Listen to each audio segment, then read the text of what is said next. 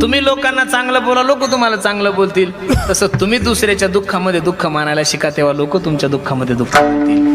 तुम्ही दुसऱ्याच्या सुखामध्ये सुख मानायला शिका, तेव्हा लोक तुमच्या सुखामध्ये सुख मानतील. म्हणून पहिला वर्ग जळजळणारा, त्याचा विचार करायचा नाही. दुसरा वर्ग आहे हळहळणारा.